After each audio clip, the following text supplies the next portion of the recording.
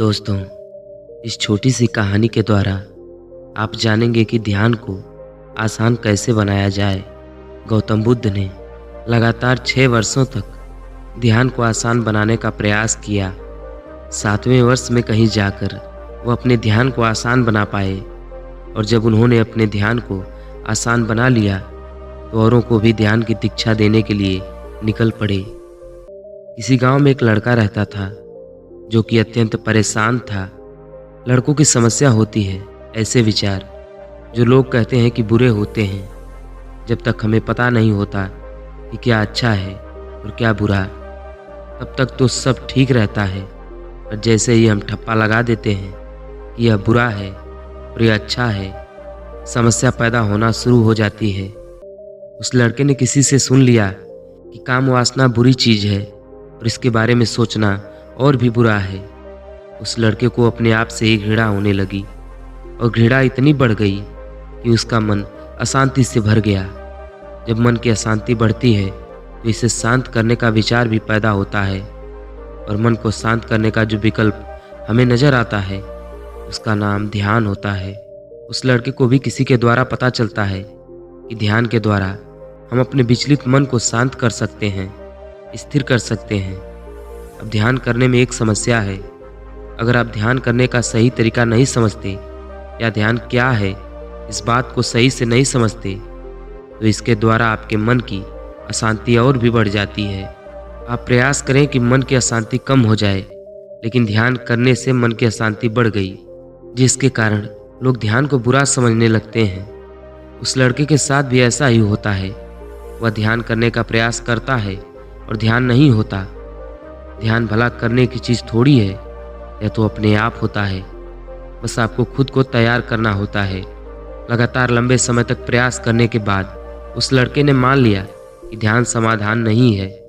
ध्यान के द्वारा मन को शांत नहीं किया जा सकता। फिर उसे किसी ने बताया कि यहाँ से कुछ दूर एक पहाड़ी पर एक संत रहते हैं। वे एक ध्यानी पुरुष हैं और अगर तुम उनसे ध्यान सीखो तो तुम अपने मन की अशांति से छुटकारा अवश्य पा सकते हो।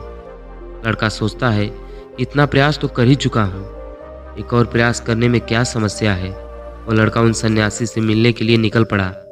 पहाड़ की ऊंची चढ़ाई होती है। लड़का अपने दृढ़ संकल्प के साथ उस चढ़ाई को चढ़ जाता है। थका हारा वह लड़का जब उन संत के पास पहुँचता है और कहता है, मुझे ध्यान सीखना है, क्या आप मुझे सिखा सकते हैं? मैं बहुत सारे प्रयास कर चुका हूँ।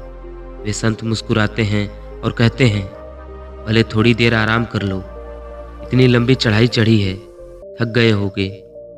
वह लड़का कहता है, मेरी थकावट तभी दूर होगी जब मुझे मेरा उत्तर मिल जाएगा। वे संत एक वृक्ष के नीचे बैठे थे जो हवाओं से डोल रहा था, मानो हवाएं उसे नचा रही हों। उसके सुगंधित फूल चारों तरफ सुगंध फैला रहे थे। वे संत उस लड़के से पूछते हैं, तुम्हें इस वृक्ष को देखकर क्या समझ आता है? वह लड़का देखता है और कहता है, यह पेड़ सुंदर है, इसके पुष्प सुगंधित हैं, हवाओं के द्वारा ये झूम रहा है, लगता है यह आनंदित है। वे संत मुस्कुराते हैं और कहते हैं, बस यही ध्यान है। यह वृक्ष इसलिए नहीं नाच रहा, इसे नाचना चाहिए। इसके पुष्प सुगंध इसलिए नहीं फैला रहे, इसे सुगंध फैलानी चाहिए। यह प्रसन्न इसलिए नहीं दिख रहा, इसे प्रसन्न रहना चाहिए।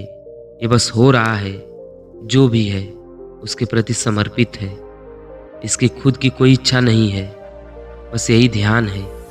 जब तुम ध्यान में बैठते हो तो अपनी समस्याओं के बोझ को लेकर बैठते हो। सोचते हो कि अभी समस्या हल हो जाए और वो अभी समस्या हल हो जाए। इस तरह से तुम ध्यान नहीं करते, अपनी समस्याओं में ही उलझे रहते हो। तुम बाहर से यह दिखा सकते हो कि तुम कुछ नहीं सोच रहे हो, लेकिन भीतर तुम्हारी समस्याएं चलती ही रहती हैं। उनके बारे में सोचते रहते हो। यह वृक्ष इस समय कोमल हवाओं का आनंद ले रहा है। यह ना तो अतीत में आई हुई आंधियों से पीड़ित है और ना ही भविष्य में आने वाले ओलों से भयभीत है। यह बस आनंदित है, सुगंधित है।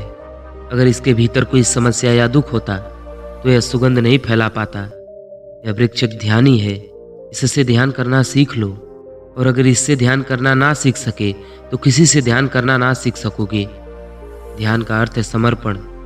जिस प्रकार यह वृक्ष धूप को समर्पित है, हवाओं को समर्पित है वर्षा को समर्पित है, ओलों को समर्पित है और आंधियों को समर्पित है। चाहे कैसी भी स्थिति हो, ये वृक्ष समर्पित है। ध्यान भी ऐसा ही है। चाहे कैसा भी विचार हो, चाहे कैसी भी भावनाएं हों, जिस प्रकार यह वृक्ष स्थिर रहता है, उसी प्रकार एक ध्यानी भी स्थिर रहता है। तुम कैसे बैठे हो, कैसे सांस ले रहे हो, इससे भी ज़्यादा आवश्यक है कि तुम्हारे भीतर के भाव कैसे हैं।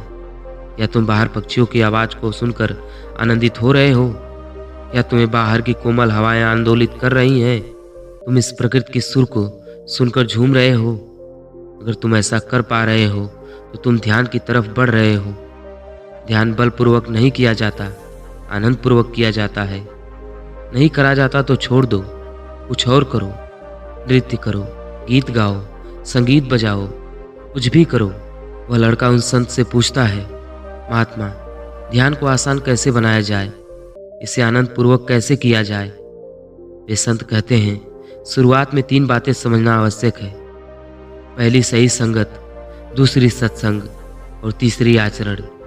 सही संगत का अर्थ है ध्यानियों के साथ रहो, ऐसे लोगों के साथ रहो जो आनंद के साथ ध्यान में आगे बढ़ रहे हैं। दूसरी सत्संग, अच्छी बातें सुनो, ऐसी बातें सुनो जो तुम्हें ध्यान करने के लिए प्रेरित करती हैं। तीसरा आचरण। आचरण में आता है करुणा से जीना, ब्रह्मचर्य का पालन करना, किसी के लिए बुरा ना करना, सात्विक भोजन करना। अगर हर समय ध्यान नहीं करा जाता तो जबरदस्ती प्रयास मत करो, और उस समय ध्यान से मत चूकना जब भीतर से आनंद उमड़ रहा हो, जब भीतर के आनंद बिखर रहा हो, उस समय ध्यान से मत चूकना। यही सूत्र है, क्योंकि एक बार जिसने ध्यान का स्वाद चख लिया वह ध्यान करना नहीं छोड़ सकता। इस कहानी से हम सीखते हैं कि ध्यान को जबरदस्ती नहीं किया जा सकता। जब हम अपने भीतर के आनंद को अनुभव करते हैं तो ध्यान अपने आप ही होता है। हर समय ध्यान करना आवश्यक नहीं है, लेकिन आनंद के क्षण में ध्यान अवश्य करना चाहिए, क्योंकि ध्यान ही आनंद है और ध्यान की पहली झलक एक आनंदित व्यक्ति ही पा सकता है। यह कहानी अगर आपको अच्छी लगी हो तो वीडियो को लाइक करके चैनल को सब्सक्राइब जरूर करें। वीडियो देखने के लिए आपका धन्यवाद।